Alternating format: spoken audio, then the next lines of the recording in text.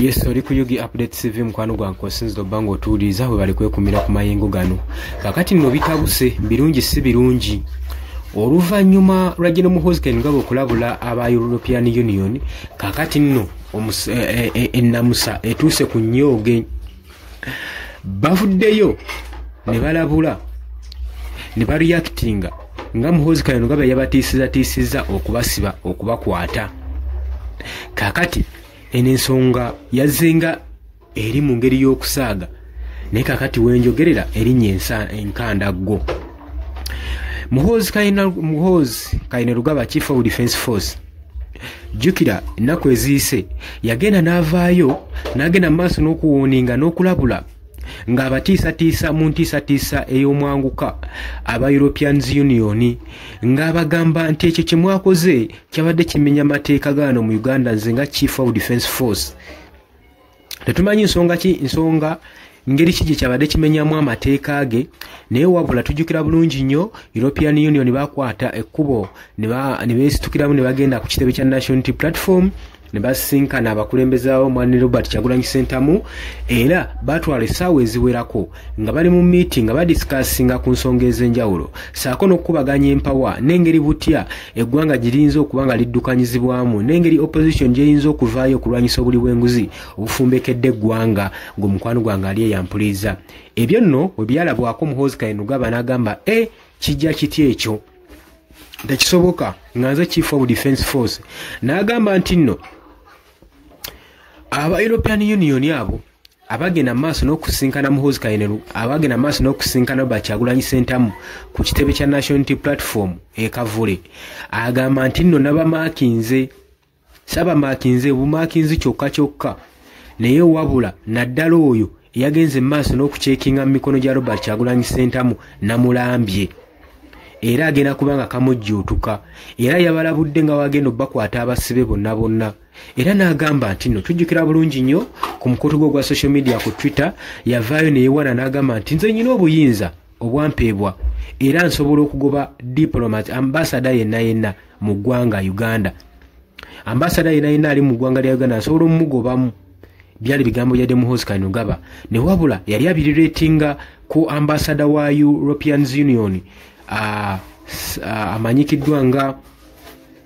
Joanna Sadek gwe mukwano gwange ali eyampuliriza.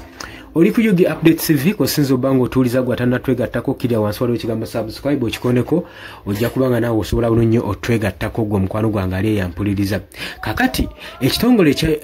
eggwanga erya European Union bavuddeyo ekitongole kino kivudde nga kigamba ekimala Muhoozi empisa ze n'ebikolwa bye byagenda mu maaso n'engeri gy'atwitingamu ku Twitter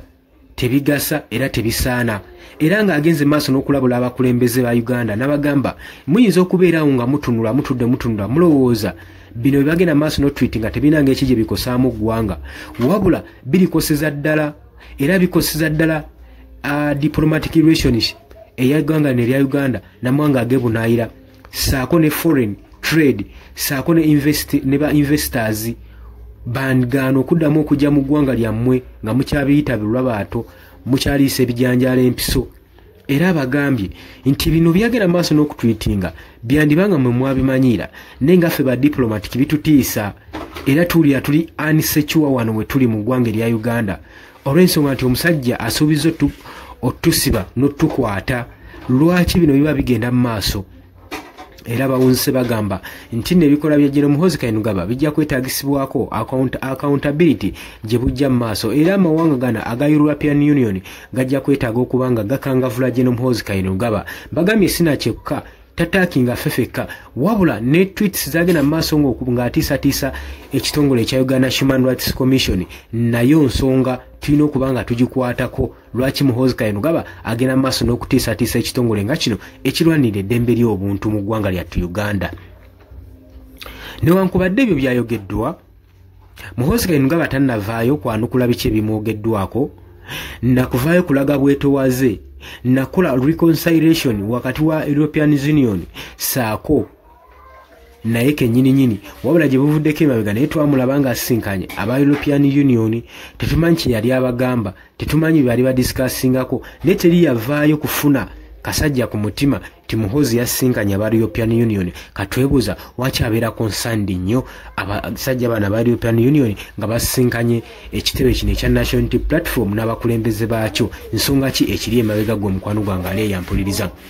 newankubadde bakulembeze bavuddeyo okuludda olwa General Muhoozi Kainerugaba nga ankowe sali musale gwa wane nnyo buli lukya n'awuleza n'agamba nti omwana oyo ejje lyakuliyetingibwawo just product ya UPDF abula siri ejje eryajja mu 1995 era agamba mu musaasire era ng'agamba mu 1995 agamba mu musaasire nnyo kubanga ali well educated well trained kati ebitabo ebingi bibasumbuwa watu yesali musale wavuddeyo n'agamba naye n'abagamba ate mufaayo ensonga tujja kuba tugihandolinga tugenda kubanga tumuhandolinga tugenda kubanga tudiringa naye nga tumukwasaganya asuubiza aba European Union okulaba nga tibagenda maaso na kutekinga actions ne bagaba byonna bye badde bateekeko okukola n'engeri y'okuyisa mu General Muhoozi Kainerugaba bagireke bamusaasire bo bagenda kubanga bahandolinga ensonga eyo jjukira nti no Muhoozi sigwe omulundi ogunaaba gusoose okubanga agenda maaso n'okuwoninga ebitebe ebyenjawulo bambassadors ab'enjawulo amawanga gonna gatulinaanya azaawoninga Sudan, Kenya saako ne Congo era nga bwe yagamba otwala olutalo mu kibuga Khartoum eri mu Sudan abo bavaayo ne bawandiikira gavumenti yakuno ebbaluwa bawandiika apology mangu bo tebaagala basiriwalirako nakubateeka nga kubateerawo ntiisatiisa buli kadde era newankubadde ekyo kyayogerwa tetwalaba apology yawandiikibwa wabula wadde n'obukiiko obukwasisa ba military officers empisa tebwavaayo kukangavula Muhoozi Kainerugaba ku nsonga gye yali agenze maaso n'okukola newankubadde